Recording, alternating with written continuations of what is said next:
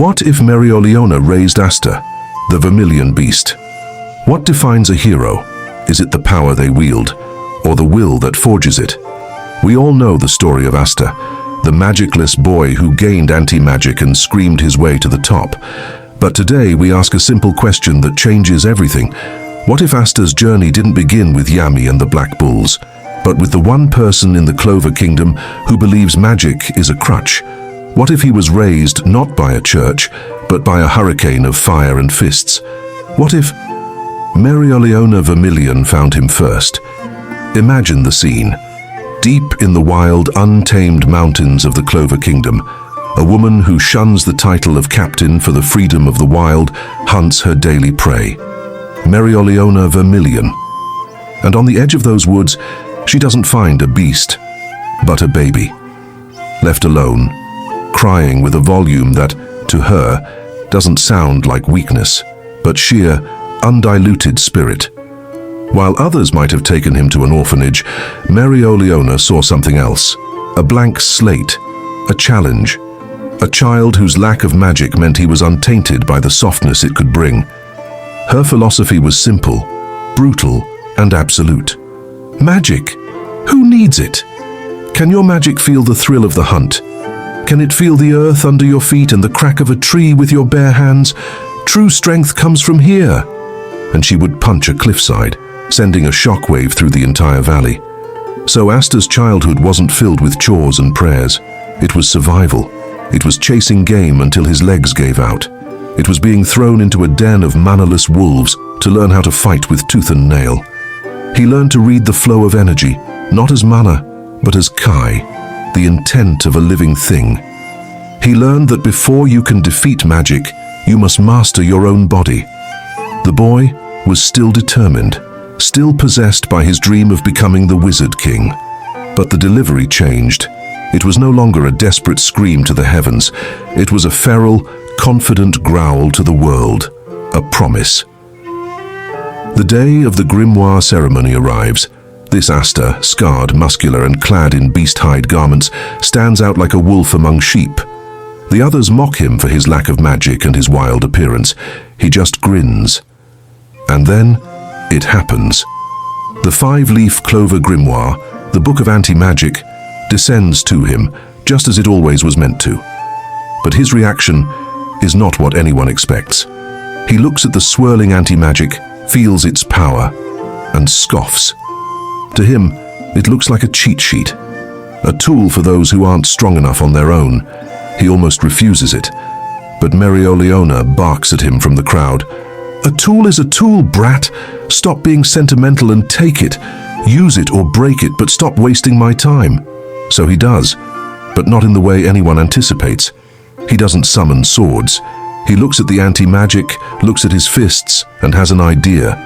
He channels the energy, wrapping it around his knuckles like blazing black brass knuckles. The first anti-magic fist is born. He doesn't join the Black Bulls. How could he?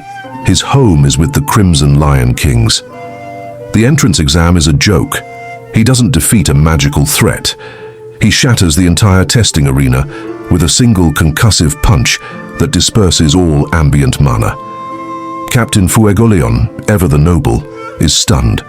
His younger brother Leopold looks at Asta not with pity, but with awe and a burning rivalry. His dynamic with the other knights is completely flipped. When he meets Yami for the first time, the Black Bull's captain doesn't see a kindred magicless weirdo. He sees a predator. He grins, his hand instinctively going to his katana. "That kid," Yami mutters, "he's not just strong, he's a damn monster, just like his mama." And Noelle.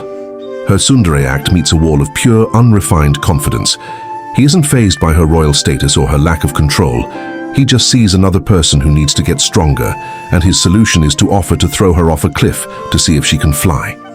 Their relationship is chaotic from the start. Now let's see how the key moments of the story are brutally rewritten. During the attack on the underwater temple, Vetto of the Third Eye boasts of his ultimate beast magic, his power of destruction. He expects fear. What he gets is Asta, cracking his neck, a wild grin spreading across his face.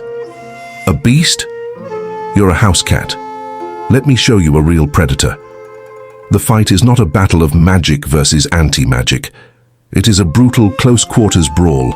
Asta's anti-magic fists don't just cut through spells, they shatter them on impact, and the concussive force bypasses Vetto's defenses entirely.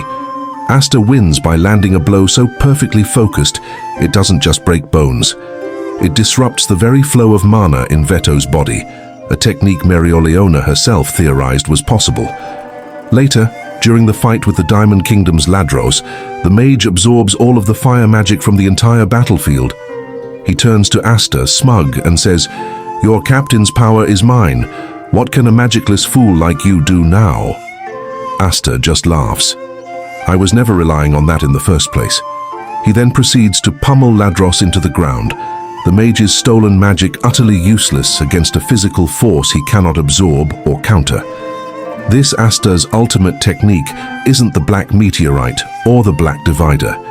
It's the Crimson Impact, a single perfectly focused punch that concentrates all of his ki, strength, and anti-magic into one point. It doesn't slice, it obliterates. It's the pinnacle of his and Mereoleona's philosophy. Why waste time with 1,000 cuts when one perfect blow will end it all? So what does this mean for the Clover Kingdom? The Black Bulls are weaker without their heart. Yuno's rivalry is even more intense as he strives to match a friend who is on an entirely different, terrifying path. The Wizard King sees in Asta not just a potential successor, but a fundamental shift in what it means to be a magic knight.